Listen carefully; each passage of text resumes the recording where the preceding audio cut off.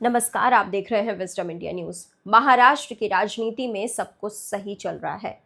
कहने को एक स्थिर सरकार है, जनता का प्रचंड जनादेश मिला हुआ है, लेकिन फिर भी जितने फैसले लिए जा रहे हैं उससे ज्यादा तो उन्हीं फैसलों पर यू टर्न देखने को मिल रहा है। ऐसा पहले नहीं था, लेकिन पिछले 6 महीनों की स्थिति बताती है कि सरकार ने 7 बड़े फैसलों पर यू टर्न मारा है।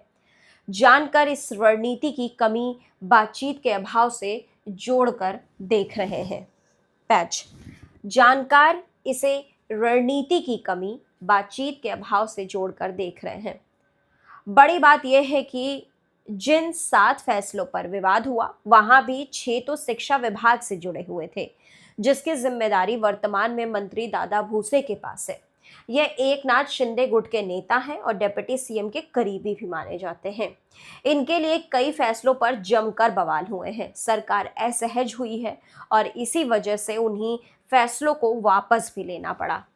उदाहरण के लिए भूसे ने कहा था कि महाराष्ट्र के स्कूलों में सेंट्रलाइज्ड यूनिफॉर्म पॉलिसी लाई जाएगी, लेकिन माता पिता ने ही इसका विरोध कर दिया। खराब क्वालिटी और यूनिफॉर्म की कमी को लेकर विवाद दिखा। इसी तरह भूसे ने कहा था कि प्राइवेट मेडिकल कॉलेजेस में 10% ईडब्ल्यूएस कोटा दिया जाएगा, लेकिन वो भी जमीन पर लागू नहीं हो पाया और आखिर में सरकार को कदम पीछे खींचने पड़े। इसके अलावा एक मामले में सरकार ने कहा था कि माइनॉरिटी रन जूनियर कॉलेजेस को सामाजिक आरक्षण लागू करना होगा, लेकिन वहां भी बॉम्बे हाई कोर्ट का रुख किया गया और फैसले पर रोक लग गई। अभी के लिए भूसे इसे कोई बड़ी चुनौती नहीं मानते। उनके मुताबिक तो सरकार की तरफ से ये जो सारी यू टर्न लिए जा रहे हैं, असल में ये जनता के फीडबैक के आधार पर है। अब नेता कुछ भी बोले, लेकिन जो डेटा सामने आया है उससे पता चलता है कि सरकार ने कई मौकों पर अपने कदम पीछे खींचे हैं और जिसके साथ ही उन्हें किरकिरी का सामना भी करना पड़ा है।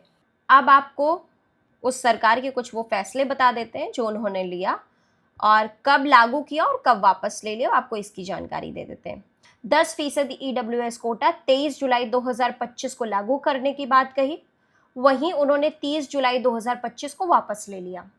फिर बात करते हैं हिंदी होगी थर्ड भाषा, जिसको उन्होंने 16 अप्रैल 2025 को इसकी घोषणा की, इसको लागू करने की बात कही, तो वहीं 29 जून 2025 को इसे वापस ले लिया। अब बात करते माइनॉरिटी ट्रस्ट कॉलेज में आरक्षण की बात उन्होंने जून के पहले हफ्ते में कही और वापस ले लिया 23 जून 2025 को। हॉल टिकट पर जाति की बात उन्होंने 11 जनवरी 2025 को की और वापस ले लिया उन्होंने 18 जनवरी 2025 को। मिड डे मील में मिठाई की बात उन्होंने 11 जून 2024 को लागू करने के लिए कहा, वहीं 28 जनवरी 2025 को इन्होंने इसे वापस ले लिया। वन स्टेट वन यूनिफॉर्म की बात उन्होंने मई 2023 में की और 2 अप्रैल 2025 को इसे वापस ले लिया। किताबों में ब्लैक पेज 8 मार्च 2025 को इन्होंने कहा करने के लिए और 28 जनवरी 2025 को इनका यू टर्न आ गया। तो वहीं महाराष्ट्र के पूर्व डायरेक्टर ऑफ एजुकेशन बसंत कलपंडे इस बारे में एक बड़ी बात कहते हैं। उनके मुताबिक जब हर स्टे होल्डर के बीच डायलॉग नहीं होता तब ऐसी स्थिति बनती है। इसे टॉप डाउन अप्रोच भी कहा जाता है, जहां पर फैसले ऊपर के लेवल पर लिए जाते हैं और फिर नीचे वाले अधिकारियों को उन्हें लागू करना होता है। लेकिन वसंत मानते हैं कि महाराष्ट्र जैसे बड़े राज्य में यह तरीका सही नहीं है। वसंत यहाँ तक कहते हैं कि जब छात्र और टीचरों की ज़रूरतें अलग हैं, तब एक तरफ की योजना के साथ आगे नहीं बढ़ा जा सकता है। वैसे महाराष्ट्र में भूसे से पहले शिक्षा विभाग की जिम्मेदारी केसरकर के पास थी। उनके कार्यकाल में भी black page, uniform, mid day meal में स्वीट डिश जैसे फैसले लिए गए थे। अब खुद केसरकर उन सभी फैसलों को स्टूडेंट सेंट्रिक मानते हैं। वे यहाँ तक दावा करते हैं कि हर स्टेक होल्डर से विस्तृत चर्चा के बाद इन्हें लागू किया गया था।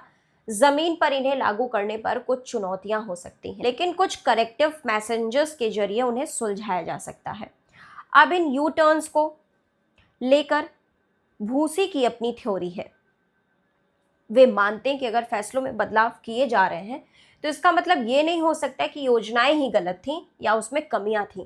सिर्फ फीडबैक के आधार पर बदलाव किए जा रहे हैं। अपने बचाव में भूसे कहते हैं कि मैं खुद ग्रामीण परिप्रेक्ष्य से आता हूँ, लेकिन मुझे शहरी ज़रूरतों का भी ध्यान है। यह नज़रिया ही मुझे एजुकेशन सिस्टम की अलग अलग ज़रूरतों को समझने में मदद करता है। हमें समझना होगा कि ये सब कुछ हमेशा ही बिल्कुल ठीक नहीं हो सकता।